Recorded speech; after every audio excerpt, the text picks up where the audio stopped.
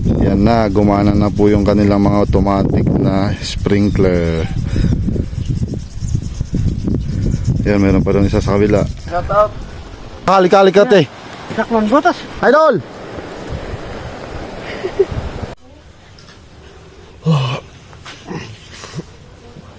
Hello guys. What's up, what's up? Good morning, good morning, good morning. Panibagong araw naman, panibagong vlog. Today is September 24, 2024. Kape po tayo. 444. Nakapagkape ka na? Tapos na. Ako lang pala. Dito tayo sa labas. Mainit. Sarap magkape.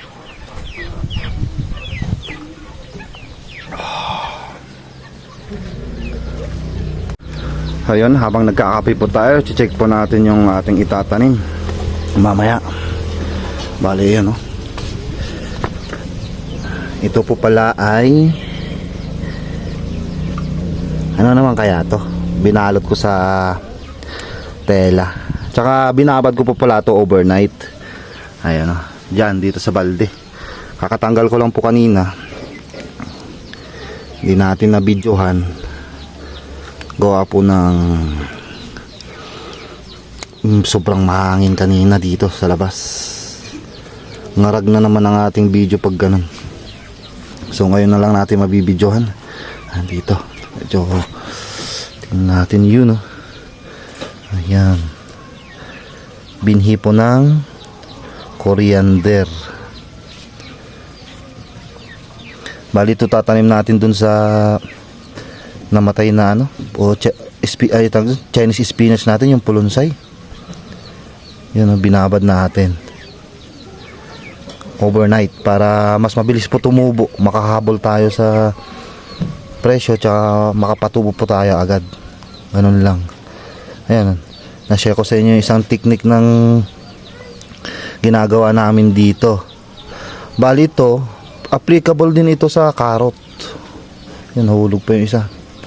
Carrot, sa binhi po ng carrot pwede nyong ibabad din na ganito para mas mabilis, mas lalo na po sa mga places na medyo ano, kulang po sila ng patubig. Yun, para mas mabilis tumubo, ganito yung gawin. Di ba makatulad din ng ano to, ng sa doon sa palay, di ba binababad din yung palay, di ba? Bago ano, sa sapa, sila papa ko dati, mga ano, ilang araw nila binababa dun sa sapa ngay. yun. Mga sako-sako para lang ano. Mabilis lumabas yung agad yung ano, yung tubo. Katulad din sa munggo, di ba? Munggo. Yung togi. Togi ganun. Ay, hindi ka pa na good morning, ma. Good morning ka. Good morning. Kahit medyo ano, tanghali, medyo ano, maga pa naman eh. Anong oras na ba natin? 6 ata 7. 7:30. Maya pupunta po tayo ng garden. Bali natapos na po tayo mag-almusal. Yun, huli lang po tayo nagkape. Hindi lang po ito yung itatanim natin mamaya. May binhi pa po ako ditong, sinabay ko na rin po binabad yung binhi nating parsley. Bali ito dito sa medyas kasi ito maliliit po yung binhi niya, parang sa carrot.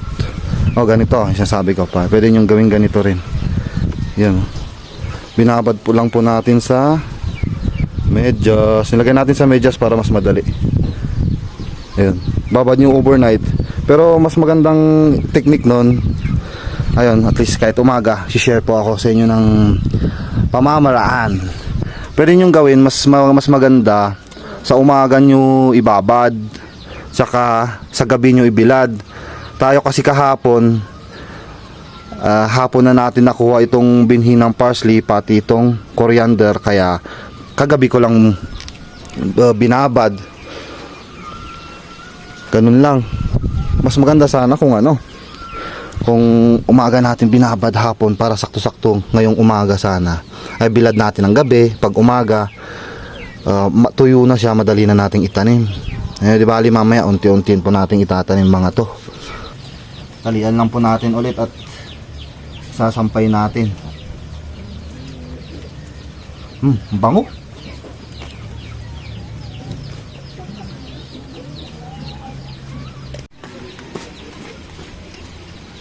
Sama natin sa sinampay para magamoy coriander.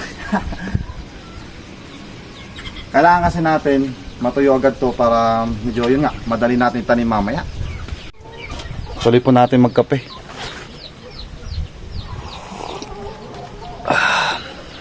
Medyo lumamig na.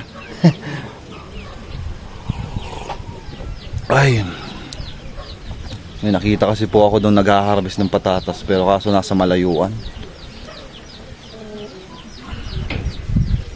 Tayo, pag natapos din po yung ating mga trabaho, pagtatanim ganon. Di ba ma? Harvest na tayo na. Nag-harvest na po kami ng ating patatas. Nang meron po tayong ano, budget. Para magkaroon po tayong budget. Budget! Sakit sa mata nung araw, pero okay lang yun. Importante, mahalaga. Ang importante, mahalaga ay umaraw. Di ba? Hindi ko na napapansin yung mga manok ko dito. Yun. Kurr, kurr, kurr, kurr. Mamaya ako kakain. Bago kami umalis. Ano? Ang tandang na to. Gusto mong happy birthday? Birthday ko bukas.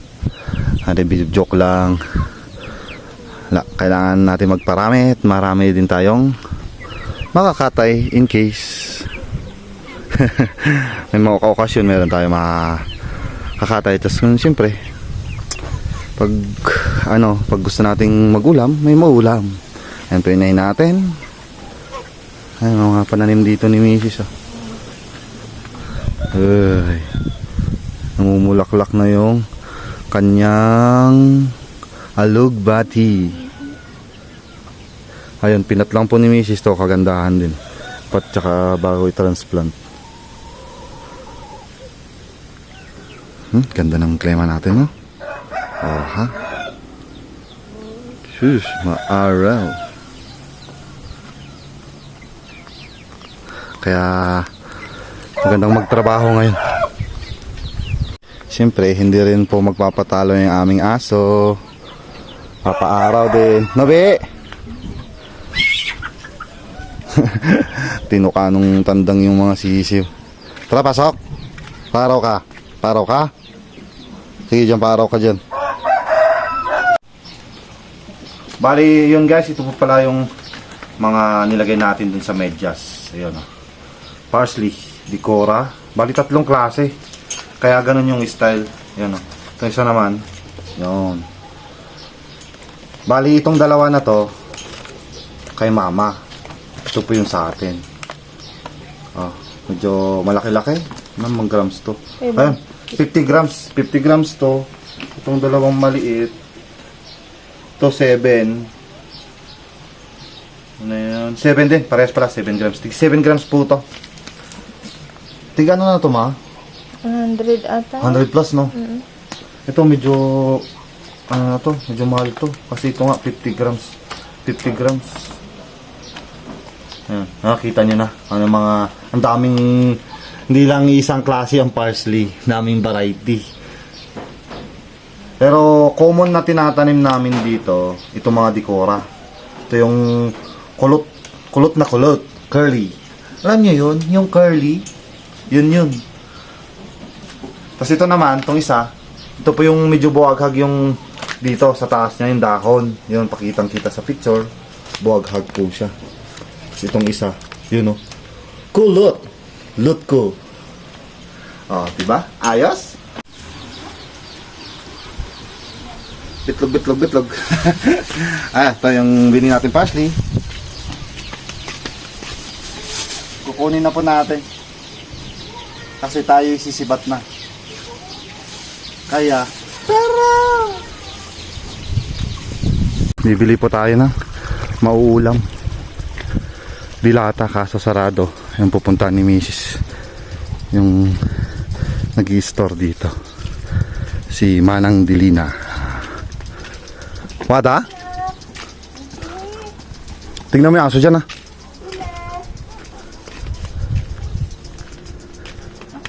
Ay, ante. Meron. Ay, may ginagaw? Ay. Ayun, wala daw. Bumaba. Pumunta sa Riverside. Try natin doon sa ano? Sa taas. Doon malapit kay Antipilising. Doon na lang po tayo titingin kung bukas din yung store po nila doon. Nagkakabis na po sila ng patatas. Unahan na po tayo. Bali, susunod na araw tayo din po yung mag-harvest. Yan, teres. Ay, mas malapit na tayo dito at least. Harvest na sila mano. Mata. Ay, oo. Yun pala, nag-umpisa sila dun sa taas.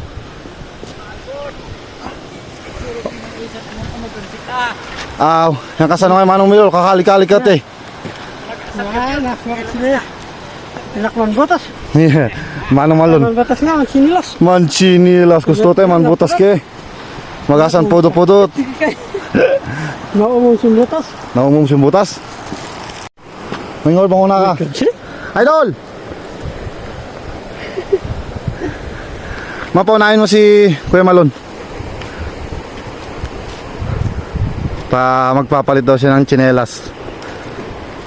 Ayaw niyang nakabota. Mainit daw. Sabagay, uminit din naman kasi. Kasano namag? Mamamag? Napkatan si Lulas na? Nestor? Isa na ngayon napkatan? Ay, di napkatan mo. May, salamatin san. Shout out. Bye bye. Shout out insan. Bili tayo sa baba. Diyan pala si Auntie pumunta. Oo. Dito pala umakyat yung nagbabantay ng store din dun sa baba. East Valley store din po nila. Oo, dilata. Ikaw nabili mo? Kaya, bigay ko sa iyo yung pambili. Wow, hangin. Oh. Ayan yan. Tausi. Sarap yan, Tausi. Ha? Sabinas. Manghang. Mangang? Ayan, maano yan. Kailangan gisa yan. Hindi oh. Ay, magaling mag-isisturod tayo. Agsin malog ko ginawang karan pidling.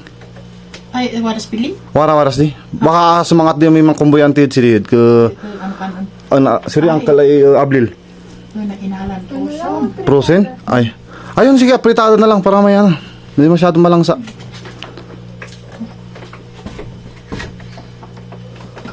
Ay, tandin matong prosen, ante. Aw, ay. Ah, sali. Ay, pa. Ay, mayat. Hindi, kilablabon na bumrik. Tiyak ka rito, tak ni saan ako. 35. 15, barya. Asak to ba, way kok mo indudulin mo sa siya. Wali. Tagatan naman kalya, ulad ako nalalad ginawang. Aram rin na rin man alalan. Automatic adi ay siyempre anti-purse, family purse, siyempre sa panlakuan. Tinapay Auntie magala. Doy. Okay lang di. May miyat-mut lang sa. Kung kompleto, alis na nung tagpaya. Aw. Sa bagay kasi mas malapit din Aw. eh. May anting kami. No, sige. Thank you. Matulog kayo ta. Makapagkipuliyas, next time. Balang one pay numalpas mi duani. May ante. Oh, bakit ka tulala? Iniisip ko yung ano, yung mga gagamitin mamaya doon sa taas. Ang mga kakailanganin. Di ba, pupunla muna tayo, magtatanim muna. Tanim muna ah. Tanim muna, mamaya yung punla, no? Mm. Yan, pero para minsanan na yung akyat, iniisip ko lang kung ano yung mga kakailanganin. Kaya, Parang may speed pa naman doon ba Wala, nung binaba ako. Binaba mo? ginamit natin doon sa may patatas. Yung ano nga eh. Yung, Ang paglalagyan ng similya, binaba din. Ando sa taas. yung ano, yung plastic. Oo. Andun sa taas yun. Pati yung, ano, yung pang-measure, andun. Speed lang yung, bali speed yung binaba ko nung last. Tapos yung gagamitin sa pangpunla. May mga sako nga eh. Sako, yun, sako. Kung sako, kutsilyo. Yung pati yung sprayer ko. Bitbitin mamaya. Sako, yung ano nga eh pa, yung tawag dito. Hindi mo nalalagyan ng kamaulaw yun? Hindi na. Sako lang daw? Sako lang. Pang sako cover? lang. Pangdagan o pangtakip lang. Para, siyempre, Oo, hindi di takbo ng ano. Tapos mas mabilis kasi tumubo pag, may sako. nilagyan ng sako.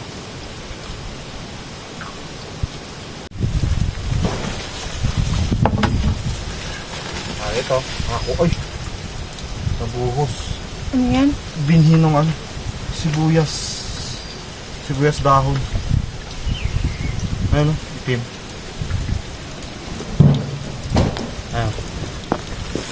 Ganyan po yung binhi ng onion leeks. Yung dahon sibuyas. Itim. Yung itim na yan. Nailagay ni mama dito. Kakailangan na po kasi natin tong net. Kaya akala ko sako lang ito. May nakalagay pa lang binhi. Ba't dinilagay ni mama to sa botelya? Baka Or bagong ano lang to, bagong bilad. Bagong taktak.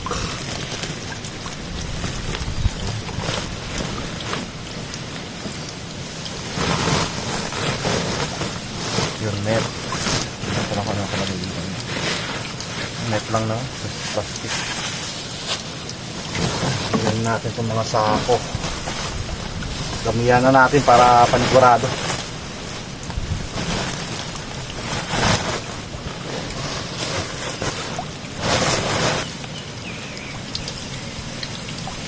Lagyan mo ng tali. Yan. Hindi Dito. mabuhos. Ay, ganyan ko na lang. Shoot ko na lang. Para Sabit pag- mo muna dyan. Para pag hinanap ni mama, diba? Nasabit natin today.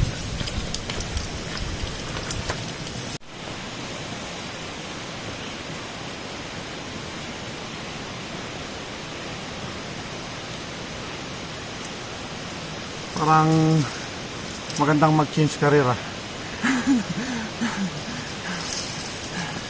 Ano kaya magandang career ngayon? Pero the best pa rin ang farming.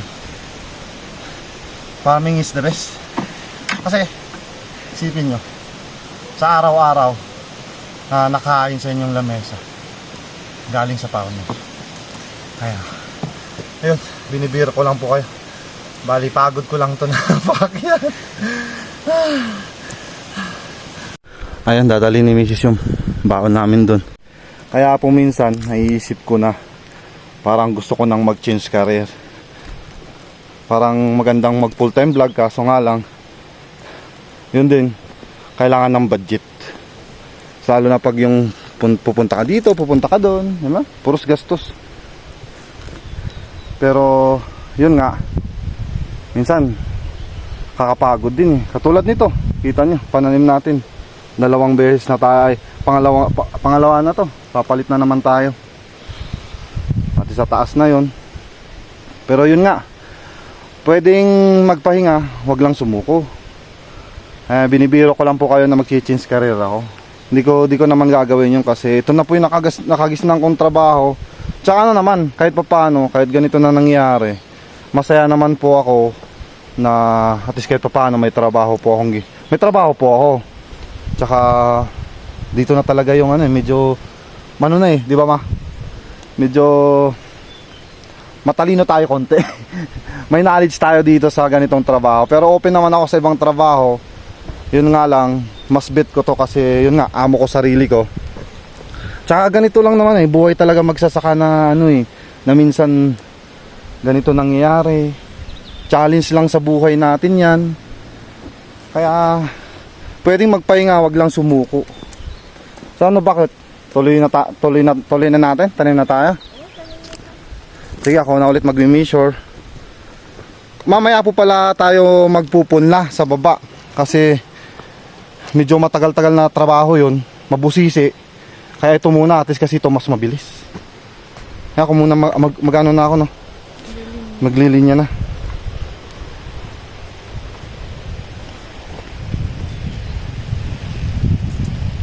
Ay, katulad, ano yun pala, medyo babawan lang natin. Bakit ngayon? Katulad ng tinanim kasi natin dyan, medyo tumagal tumubo. Gawa ng medyo malalim pa yun. Yun. Tsaka, siyempre, damihan din natin yung binhi. Kain po tayo. Kain po. Yun. Binububungkalin po natin yung ating pagpupunlaan para maganda yung tubo. Medyo tumigas na po kasi.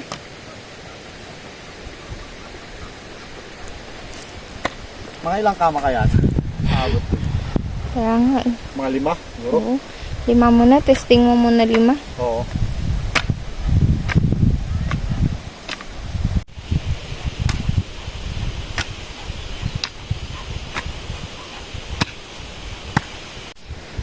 So pagkatapos natin bungkalin yung ating pagpupunlaan, ang susunod pong gagawin natin, ipa-flat po natin to. Tsaka tatanggalin na rin po natin yung mga bato-batong malalaki. Kasi pag doon tumama po yung binhi, hindi po mag-uugat. So kailangan medyo pag doon hindi siya matanggal natin yung mga sagabal. Pati mga damo, may mga kunting damo tatanggalin po natin. Yan talaga maiwasan may bato.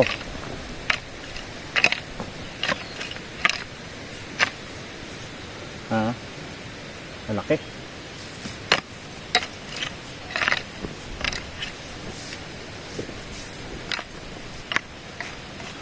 Habang nagpa-flat po tayo, iayos na rin po natin para minsanan na.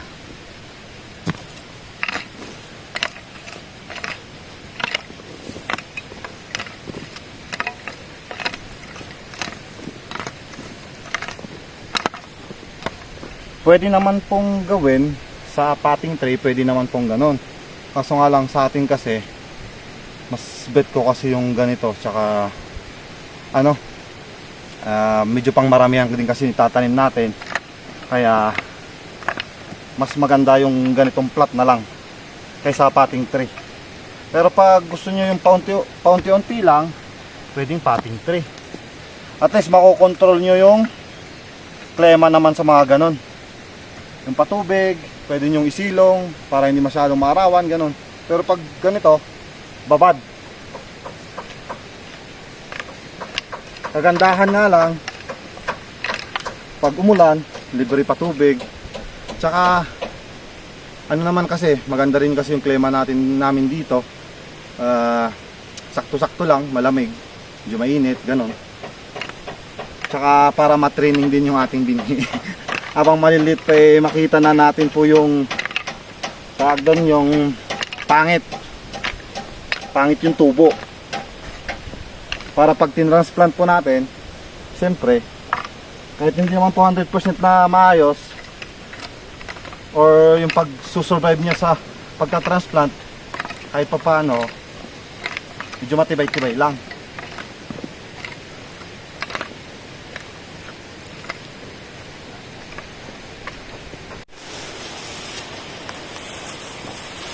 Ngayon mag-umpisa na po tayong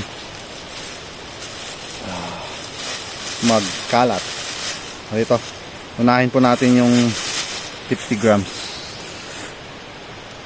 Bali po pala sa lupa, ang magandang pagbinhian yung buwaghag na lupa. Medyo pinupin. Pangit po yung yung medyo makunat kasi yun nga mahirap tumubo. Tsaka sa pag-uupor po pala ng binhi, kailangan wag yung cotton yung paglagyan nyo po ng binhi kasi sisiksik yan. Titignan nyo, yan po yung binhi natin, liliit. Mamaya unti-unti lang natin tataktak natin sa baba. Yan, kaya maganda talaga pag magbababad kayo ng mga binhi, sa umaga nyo ibabad, tapos sa gabi tanggalin nyo, isabit nyo para matuyo na nakaganito, kalagay sa tela. Gamit po natin medyas. Saka sa pagbubudbud po pala, may dalawang paraan. Pwedeng linyang ganyan. Ang tawag sa amin dito, kulit. Ganon. Ikaw na po mag-adjust kung gaano yung space na gusto mo dito. Ang kagandahan po nito, pag may tumubong damo dito, madali lang bunutin. Ang disadvantage naman po nun, kung sakaling marami yung nilagay yung binhi, kumpul-kumpul po sila, tsaka medyo maraming mamamatay. Ang isang technique naman po na tuturo ko sa inyo, yung gagawin po natin ngayon, budbud. Sasaboy lang po natin, or yung tawag namin dito, bunubon. Baling gagawin lang natin, kuha tayo ng binhi, kakalat lang natin ganyan.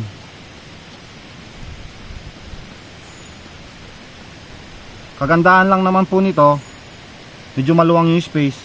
Disadvantage naman po, pag yung damo, kailangan mong, tawag na doon, kailangan mong isa-isahin na tanggalin. Tsaka doon pala sa linya, pag maglalagay ng pataba, kasi minsan naglalagay ng pataba para mabilis pong lumaki, para pwedeng i-transplant, yun yung kagandahan ng linya kasi pwede mo lagyan dito sa gitna. Pag yung ganito naman, yung ginagawa po natin, bali ang style nun, kailangan po natin pinuhin yung chicken dung na ilalagay natin, tsaka yun yung isasaboy natin, tsaka papatubigan natin agad. Yan, bali ganun, no? Kaso nga lang, hindi po masyadong kita kasi nawala na po yung kulay nung binhi natin.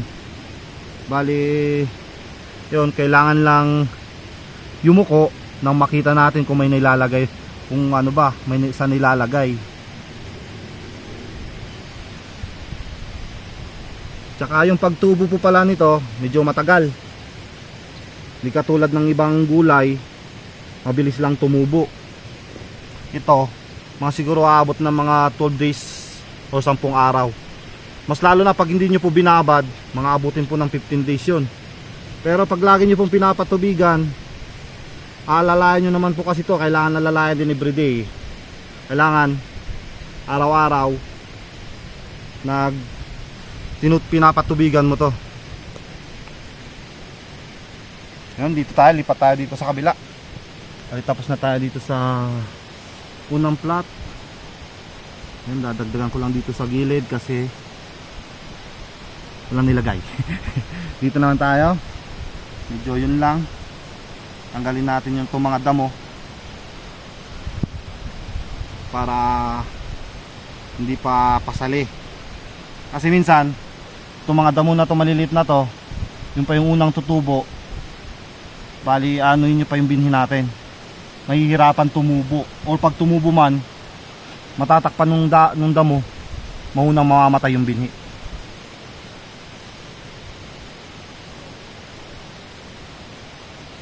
Marami din pala itong 50 grams.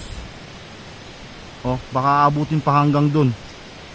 Medyo damihan na lang po natin para panigurado. Di bali ng kumpul-kumpul, importante marami kaysa naman maluwang nga, konti lang naman yung tumubo. Yun lang, konti may tatanim po natin.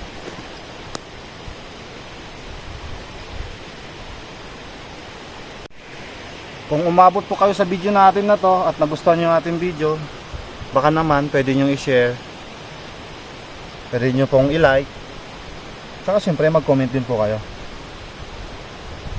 para alam natin kung sino yung mga nanonood.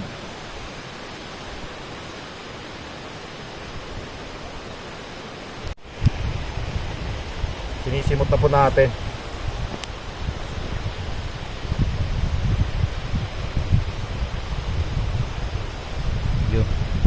Saka tatakpan na po natin. Bali pagtatakip natin, lupa. Kuha lang tayo dito sa gilid ng pino.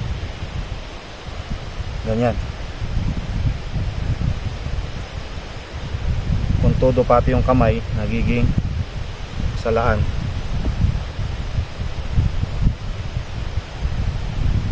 Bali manipis lang po yung pagtatakip natin.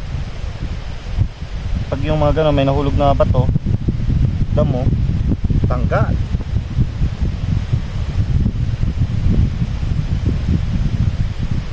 Di ba basic? Oh, ginagawa mo dyan? Lalaro ng lupa.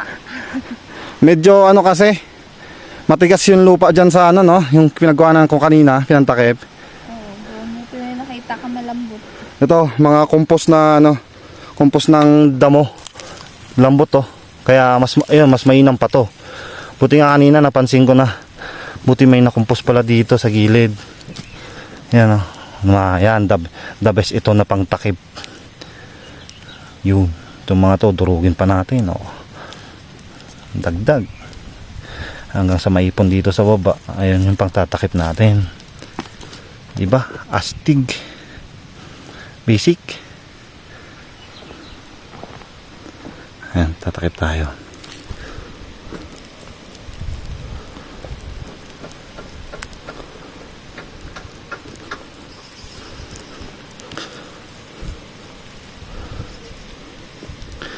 Kailangan kasi natin takpan agad kasi lakas na yung init.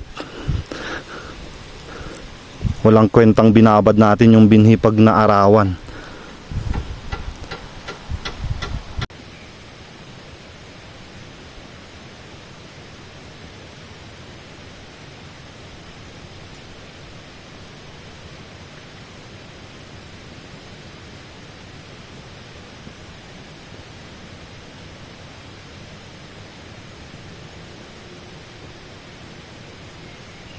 Ngayon, pagkatapos po natin takpan ng lupa, kailangan po natin sprayan ng insecticide. Mas lalo na po dito sa amin, maraming langgam. Itatakbo po yung ating butil, yung binhi po natin. Kaya kailangan po natin sprayan agad. Bago po natin takpan ng sako. Bali yun ang iibabaw po natin. Kaya naglulo ko yung posit ko.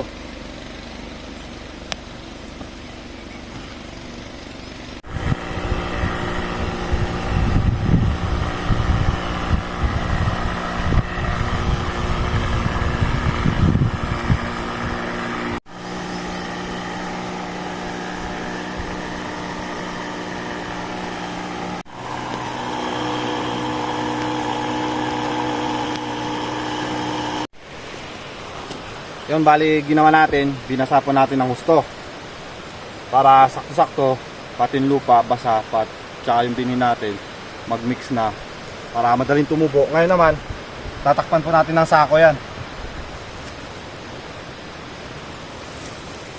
Ba't po natin lalagyan ng sako?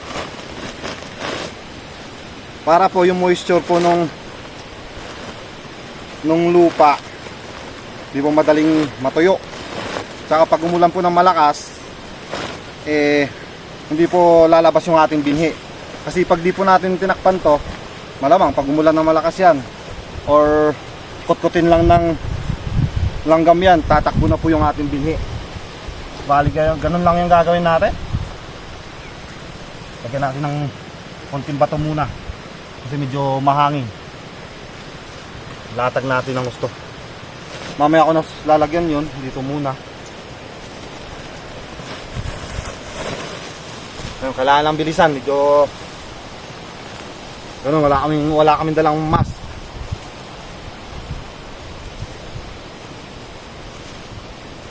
Ayan.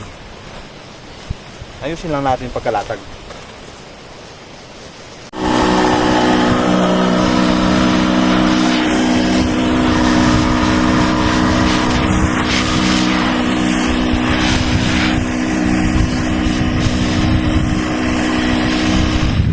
So yun, bali nalagyan na natin ng sako tsaka net.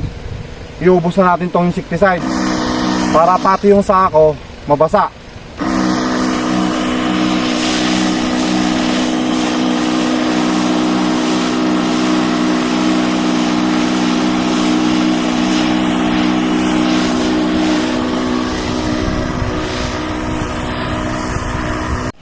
So yun, bali ang panghuling step po natin, siyempre dagdagan po natin ng panalangin yan na sana maganda yung tubo po ng ating pananim. So yun, sana may natutunan kayo mga ka-garden. Bali dito na ulit nagtatapos ang ating vlog. Maraming salamat po sa walang sawa nyo pong suporta, tsaka sa walang sawa nyo rin pong panonood. Mag-ingat po kayo palagi mga ka-garden, and God bless. Bye bye you.